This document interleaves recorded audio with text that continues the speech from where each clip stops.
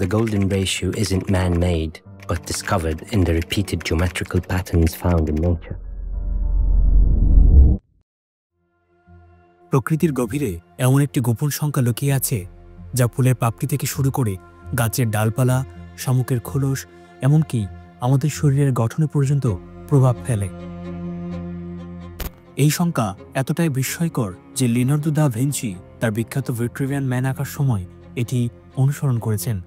মিশরের পিরামিড থেকে শুরু করে গ্রিক স্থাপত্য, সব জায়গায় এর ছাপ পাওয়া যায়। কিন্তু সবচেয়ে অবাক করার মতো বিষয় হলো প্রকৃতি এই সংখ্যাটি নিজে থেকেই ব্যবহার করে। তাহলে এটি কিভাবে কাজ করে, কেনই বা এটি সর্বত্র বিরাজমান? এই সংখ্যা ও অনুপাতগুলো প্রকৃতির প্রতিটি বিন্দুতে বিদ্যমান।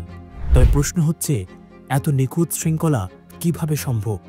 এটি কি শুধুই কাকতালীয়, নাকি এর পেছনে আছে কোনো মহান পরিকল্পনাকারীর নিখুঁত ছাপ? একটা বিশাল গ্যালাক্সি অথবা ছোট্ট একটি পাথা, সবকিছুর ভেতরেই যেন একই ছন্দ, একই গাণিতিক সুর। এই অবিশ্বাস্য শৃঙ্খলা কি আমাদের ভাবিয়ে তোলে না? যদি জানতে চান প্রকৃতির এই নিখুঁত বিন্যাসের গভীর রহস্য কি, তবে ভিডিওটি দেখতে একটু নড়ে চড়ে বসুন, কারণ পরের কয়েক মিনিট আপনার চিন্তাধারাকে নতুন এক দিগন্তে নিয়ে যাবে।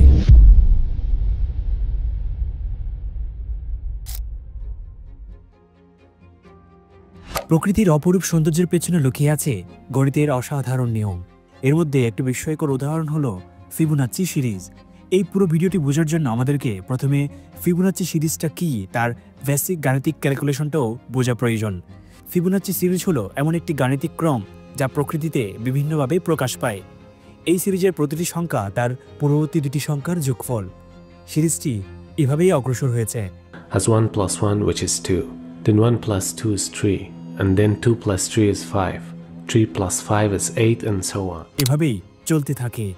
এই অসাধারণ সিরিজটি ইতালীয় গণিতবিদ লিওনার্দো অফ পিসা দ্বারা প্রবর্তিত হয়েছিল। প্রকৃতির বুকে লুকিয়ে থাকা এক অসাধারণ গাণিতিক রহস্য হল ফিবোনাচ্চি সিরিজ। এই সিরিজের সংখ্যাগুলো শুধু গণিতের খাতায় নয়, বরং আমাদের চারপাশের প্রকৃতিতেও অদ্ভুতভাবে ধরা দেয়। একটি ফুলের পাপড়ির সংখ্যা থেকে শুরু করে সূর্যমুখী বা আনারসের স্পাইরাল, সবখানেই ফিবোনাচ্চি সংখ্যার ছোঁয়া রয়েছে। ফিবোনাচ্চি সিরিজের সবচেয়ে মনোমুগ্ধকর বৈশিষ্ট্য হল এর মধ্যে লুকিয়ে থাকা স্বর্ণ অনুপাত বা গোল্ডেন রেশিও। এই অনুপাত, যা দৈবী অনুপাত নামেও পরিচিত, এবং এই অনুপাত প্রকৃতির মাঝে ছড়িয়ে আছে অসংখ্য রূপে। স্বর্ণ অনুপাতের গাণিতিক জাদু অত্যন্ত সরল, মানে ফিবোনাচ্চি সিরিজের পরপর দুটি সংখ্যার অনুপাত একটি নির্দিষ্ট সংখ্যার দিকে ধাবিত হয়, যা প্রায় 1.618 বা গোল্ডেন রেশিও নামেই পরিচিত। প্রকৃতিতে স্বর্ণ অনুপাতের দৃশ্যমান রূপ বিস্ময়কর। আকাশগঙ্গার স্পাইরাল আর্ম থেকে শুরু করে নাটিলাস শামুকের খোলের কুণ্ডলী, সূর্যমুখী ফুলের বীজের বিন্যাস, মানব শরীরের হাতের আঙ্গুলের গঠন, এমনকি প্রজাপতির ডানার আকার ও বিন্যাসও এই অনুপাত লুকিয়ে আছে। প্রকৃতির এই সোনালী রহস্য আমাদের চোখে ধরা না পড়লেও তা নিরন্তর আমাদের চারপাশে বিরাজমান। চলুন দেখে নিই কিভাবে এই গাণিতিক অনুপাত প্রকৃতিতে বিরাজ করছে।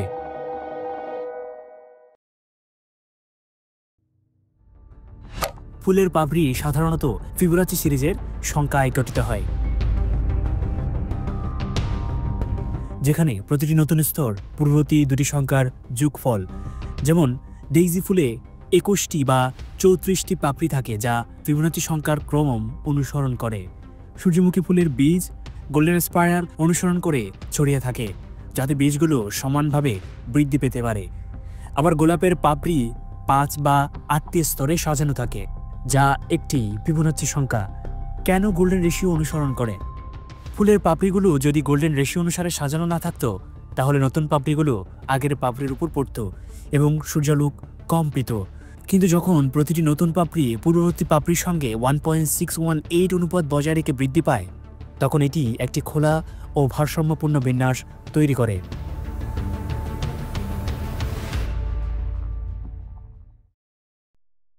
গাছের নতুন শাখাগুলোর বৃদ্ধি ফিবোনাচ্চি ক্রম ও গোল্ডেন রেশিও অনুসরণ করে। যেমন গাছের কাণ্ড থেকে যখন নতুন শাখা গজায়, তখন শাখাগুলো সাধারণত 1.618 অনুপাত বজায় রাখে।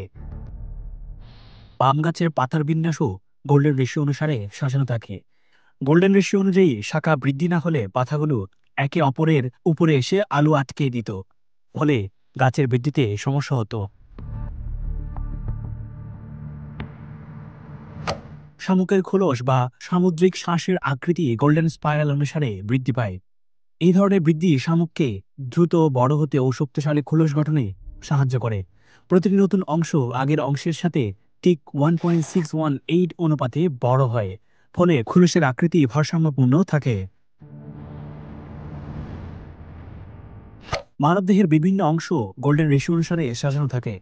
মানবদেহের যে যে অংশগুলোতে গোল্ডেন রেশিও পাওয়া যায় সেগুলো হলো শরীরের উচ্চতা এবং কোমর হতে পায়ের উচ্চতার রেশিও 1.618 অনুপাত, মুখের প্রস্থ এবং ঠোঁটের প্রস্থের অনুপাত 1.618, হাতের কবজি থেকে আঙুলের দৈর্ঘ্য প্রায় 1.618 অনুপাত, চোখ থেকে চিবুক, চোখ থেকে নাক পর্যন্ত এর দূরত্ব 1.618 অনুপাত অনুসারে সাজানো।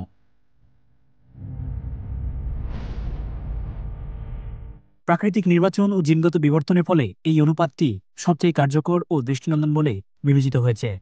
মানুষের মুখ বা শরীরের গঠন যদি গোল্ডেন রেশিও অনুসারে হয়, তাহলে সেটি আমাদের কাছে স্বাভাবিকভাবে আকর্ষণীয় মনে হয়। দ্য গ্রেট পিরামিড অফ গিজার গঠনেও গোল্ডেন রেশিও পাওয়া যায়, যেখানে পিরামিডের উচ্চতা এবং বেসের দৈর্ঘ্যের অনুপাত 1.618। গোল্ডেন রেশিও অনুসারে পিরামিড তৈরি করা হয়েছিল বলে এটি সর্বোচ্চ ভারসাম্যপূর্ণ ও স্থিতিশীল গঠন পায়। প্রাচীন মিশরীয়রা এই রেশিওগুলো ব্যবহার করে পিরামিডগুলো শত শত বছর টেকসই রেখেছে। প্রাচীন মিশরীয়রা কিভাবে মমি তৈরি করত তার বিস্তারিত ভিডিও দেখতে চাইলে উপরে আই বাটনে ক্লিক করুন। The organs were placed in ceremonial jars. স্বর্ণানুপাত বা গোল্ডেন রেশিও শুধু গণিতের কোনো অঙ্ক নয়, এটি প্রকৃতির সৌন্দর্য ও সামঞ্জস্যের এক অনন্য প্রতীক। এই অনুপাতের মাধ্যমে আমরা প্রকৃতির গভীরে লুকিয়ে থাকা এক অদৃশ্য শৃঙ্খলার সন্ধান পাই, যা আমাদের চারপাশের জগৎকে এক অপূর্ব সুসময় সাজিয়ে রাখে। এসব নিয়ম ও শৃঙ্খলা আমাদের স্মরণ করিয়ে দেয় যে প্রকৃতিতে প্রতিটি বিষয় সুনির্দিষ্ট পরিমাপ ও গণনার মাধ্যমে সংঘটিত হয়। বিশ্বের প্রতিটি উপাদান নির্ধারিত নিয়ম মেনে চলে, যা কোনো যুক্তিবাদী মানুষই সহজে অনুধাবন করতে পারেন।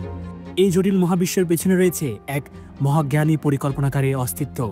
তিনি সমগ্র সৃষ্টিকে অতি সূক্ষ্মভাবে নির্মাণ করেছেন এবং সমস্ত অস্তিত্বকে নিয়ন্ত্রণের জন্য এই নিয়মগুলো প্রতিষ্ঠা করেছেন।